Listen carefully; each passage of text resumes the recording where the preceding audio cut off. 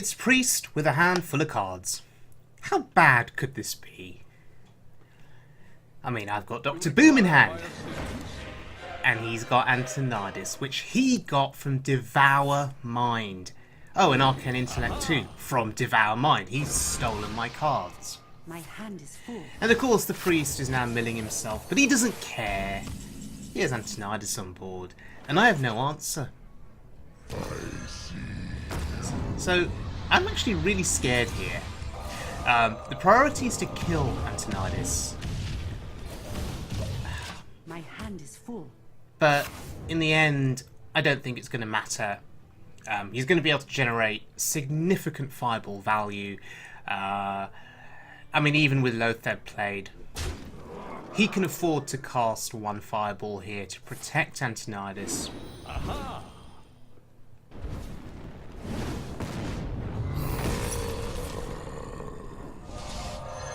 Double Lotheb. I mean, that's probably going to let me survive for another turn.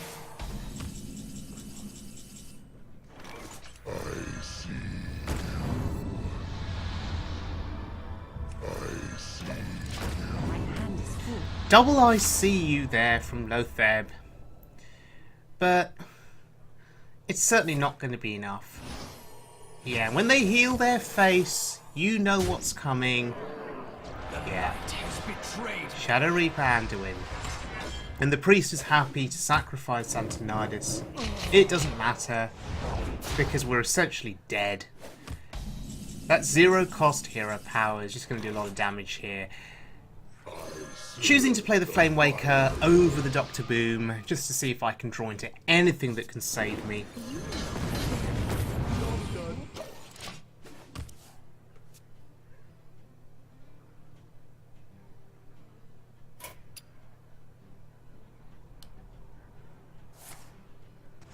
We'll let him have his fun. Let him finish me off. As if this Priest needed any help from Antonidas. No, he's got his broken zero cost hero power that does damage.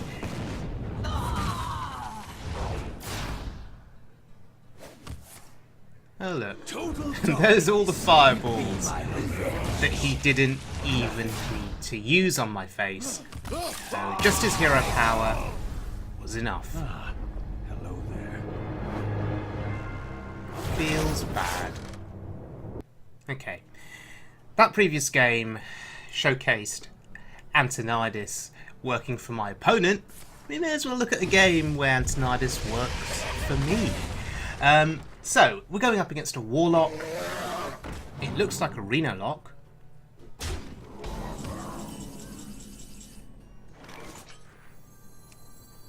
You require my assistance.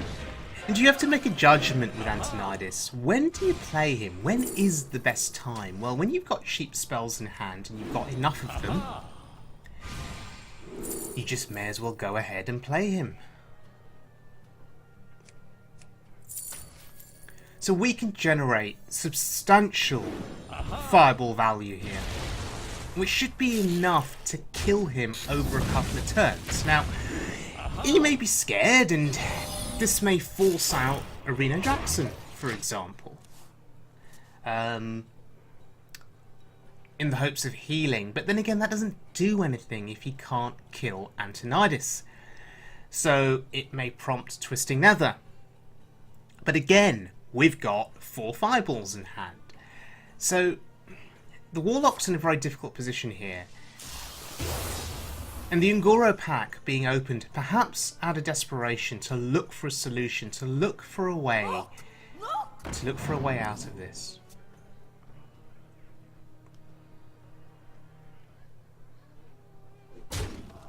Wow, and there is no solution. Tapping into milling himself. Fair enough. That was a sweet win.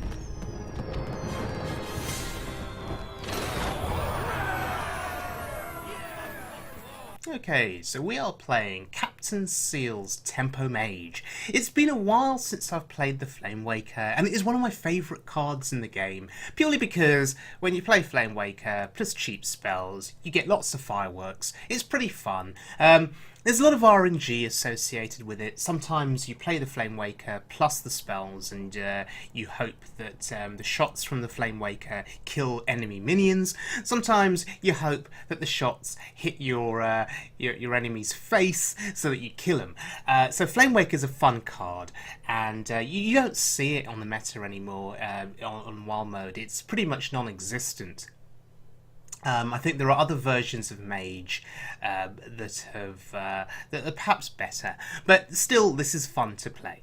Now, Antonidas also in the deck because there are cheap spells. So if you can't kill your opponent, you know, sort of in what I'd call the mid game with Flamewakers plus cheap spells, then you can use Antonidas as a last resort, and of course, Ghastly Conjurer in the deck to give you mirror image. Mirror image goes very well with both the Flamewakers and Antonidas, and let's not forget, mirror image can protect your Flamewakers. It can protect Antonidas from onboard trades, which is very important. The deck also plays Dr. Boom, aka Dr. 7. This card, for those of you that are newer players, used to be one of the most overpowered cards in Hearthstone. It was a card that if it was turn 7 and you had Dr. Boom in hand, you played him. Strangely, he doesn't appear very much on the Wild Mode ladder anymore, so it feels good to be able to play him again from time to time.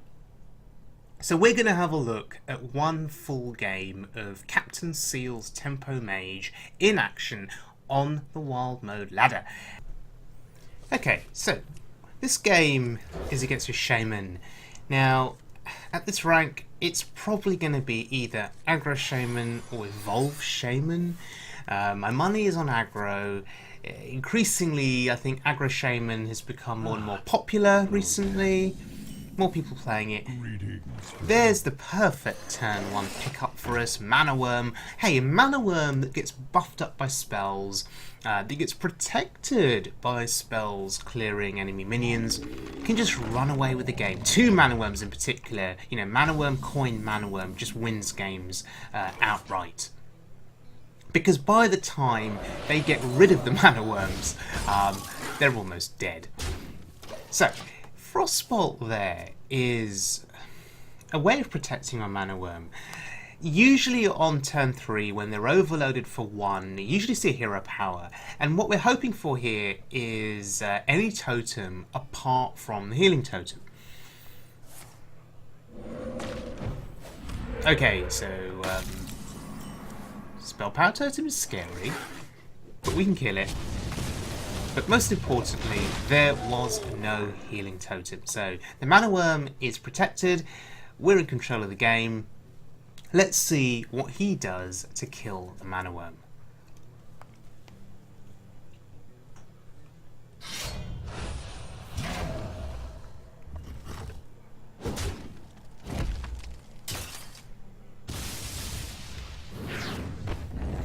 Wow. Right, okay. First of all, investment of 2 cards to kill my 1 Mana Worm. I can live with that. But secondly, he gets a Mana Worm of his own. So we have to kill that. I mean, Aggro Shaman does have spells. Does have actually quite a few spells. So yeah, we need to get we needed to get rid of the Mana Worm. And I think the Frostbolt is a fair investment. Now, he's seen the Frostbolt and he's thinking, okay, it's now safe for me to play my Trogg. And of course, this Trogg is guarded by 2 taunts.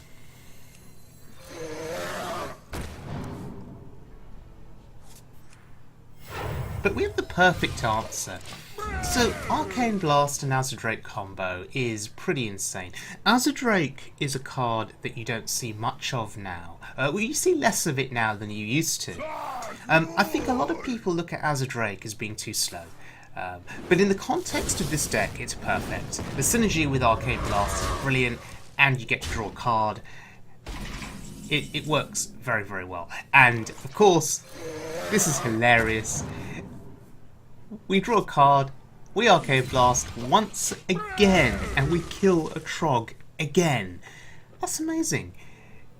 What are the chances? Back to back Azure Drake Arcane Blast combos. Both times on Troggs. Anyway, 4 mana 7/7. Pretty good, eh? Pretty good. And we don't have a way of dealing with it. This deck does not run polymorph. It's not a control mage or Reno mage. This deck relies on getting tempo, doing damage, and winning. A 2/6 versus a 7/7. The correct play is to go face here, and I think that is exactly what he's going to do. In fact, look, he's guarding his 7/7 with 4 taunts. That's insane.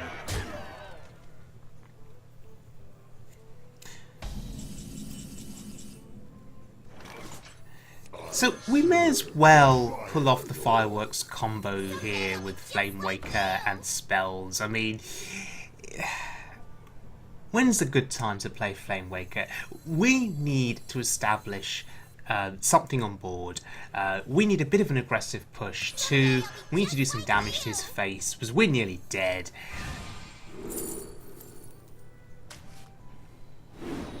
We'll see where the juggles go.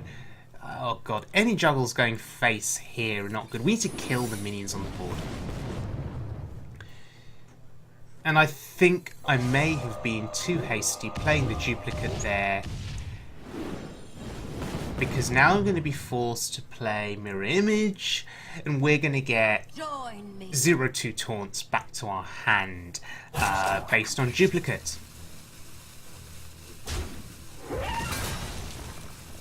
Oh dear, we can't Volcanic Potion here, right? We kill our apprentices, that's no good. So we're forced to Mirror Image.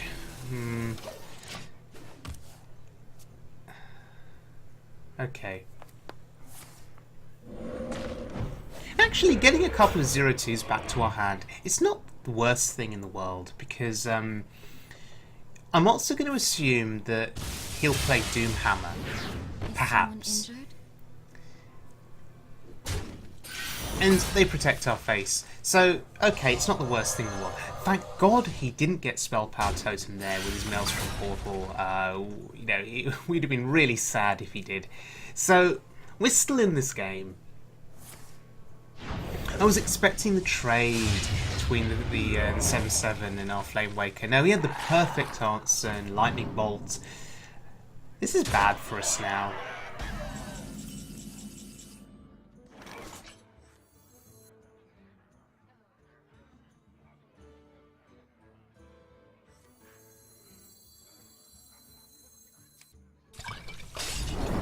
This feels bad, but it's got to be done.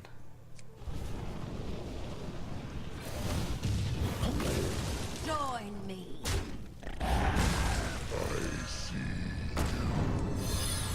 Okay, Lotheb. Maybe it guards off face, I don't know, against a spell? No, it doesn't. I mean, he could still play Lava Burst.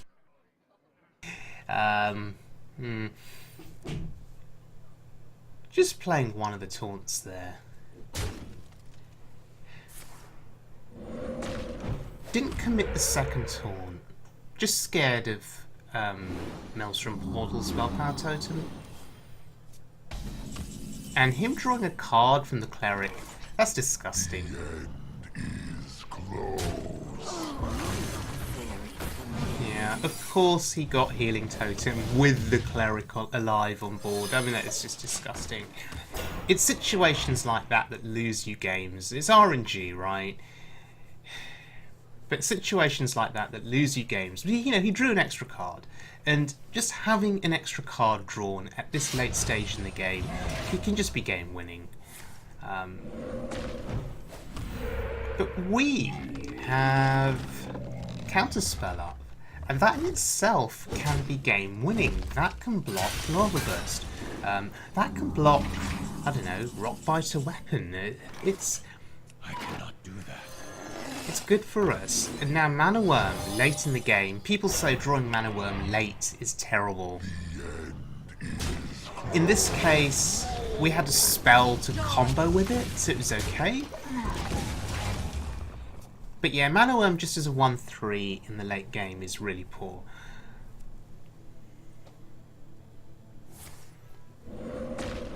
So, 3 taunts are up here.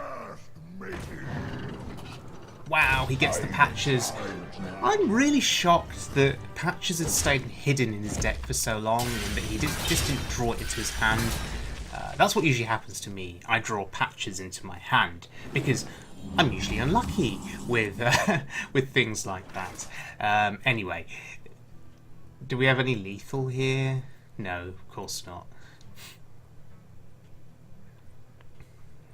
Am I going to be forced to fireball a 1/2? No, surely not. No, we keep the fireball, we keep it. It's going to get us a win in this game. In fact, we win next turn with fireball, I think. That's not a taunt totem. Neither is that. So yeah, for a moment there I was thinking of fireballing a 1/2 just to keep stuff alive on the board. It turns out we didn't have to do that, thank goodness. And there we go, we win the game. After we draw some cards, of course. Oh, hello, Dr. 7.